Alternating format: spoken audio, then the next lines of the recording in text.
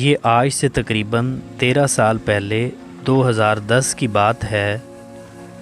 میں ان دنوں سی اے کے امتحان کی تیاری کر رہا تھا۔ شہر بہاولپور کا قدیم علاقہ فرید گیٹ ہمیشہ سے پر رونق رہا ہے۔ رات کے وقت میں کچھ خریدنے کی غرض سے فرید گیٹ آیا، مطلوبہ سامان لے کر واپس روانہ ہو گیا۔ سردیوں کا دھند بھرا موسم تھا۔ رات کے کم و بیش 10 بجے سے زیادہ وقت تھا۔ فرید گیٹ سے نکلتے ہی مجھے سڑک کے کنارے ہاتھ سے روکنے کا اشارہ کرتی ایک عورت جو کہ ایک برقع پوش تھی نظر آئی۔ میں نے موٹر سائیکل روکا۔ عورت نے کہا، آپ کا احسان ہوگا، مجھے بغداد اسٹیشن تک چھوڑ دیں۔ اس وقت کوئی سائیکل، رکشہ یا موٹر سائیکل کچھ نہیں مل رہا اور میرا جانا بہت ضروری ہے۔ میرا گھر بغداد اسٹیشن سے 1 کلومیٹر پہلے تھا، لہٰذا میں نے انہیں بیٹھنے کے لیے کہہ دیا۔ عورت میرے پیچھے بیٹھ گئی۔ 5 منٹ کے سفر کے بعد میلے والی گلی آ گئی۔ میں نے انہیں کہا کہ میرا گھر اس گلی میں ہے، مگر میں آپ کو آپ کے گھر تک چھوڑ دیتا ہوں، مگر عورت خاموش رہی۔ بغداد اسٹیشن قریب آتا گیا اور سڑک سنسان ہوتی گئی۔ جو لوگ بہاولپور رہتے ہیں یا بہاولپور دیکھا ہوا ہے وہ سمجھ سکتے ہیں کہ ان دنوں بغداد اسٹیشن پر پرانے خالی کوارٹر ہوا کرتے تھے اور آبادی نہ ہونے کے قریب تھی۔ بغداد اسٹیشن کے سامنے مین روڈ پر موٹر سائیکل روک کر میں نے کہا کہ لیجئے، آپ کی منزل آ گئی۔ وہ عورت بولی، وہ سامنے تیسری گلی میں میرا کوارٹر ہے، وہاں اتار دیں۔ میں نے حامی بھر لی۔ 2 گلیوں کے سامنے سے گزرتے ہوئے مجھے یوں لگا جیسے موٹر سائیکل پہ وزن بڑھ گیا ہے۔ میں بولا، میری بہن، وقت نہیں، اکیلے رات کو نہ نکلا کریں۔ وہ عورت خاموش رہی۔ تیسری گلی میں ایک کوارٹر تھا جو اندھیرے میں ڈوبا ہوا تھا۔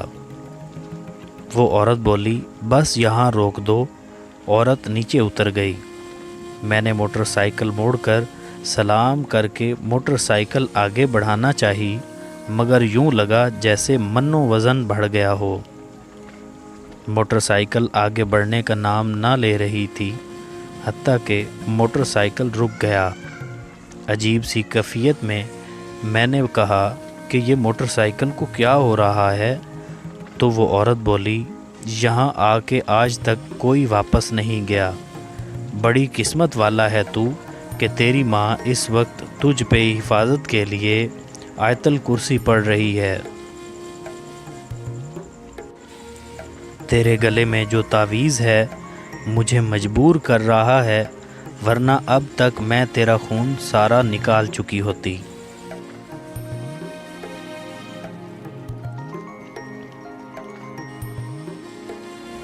میں نے کپ کپاتے ہوئے ہونٹوں سے اعوذ باللہ کہا اور موٹر سائیکل کو ریس دی۔ موٹر سائیکل فراٹے بھرتی ہوئی چل پڑی۔ پھر خوف کے عالم میں کانپتے ہوئے بغداد اسٹیشن سے گھر تک کا سفر کٹا اور گھر کے دروازے کو زور زور سے بجایا کہ سب کی آنکھ کھل گئی۔ گھر جا کے کچھ حواس بحال ہوئے۔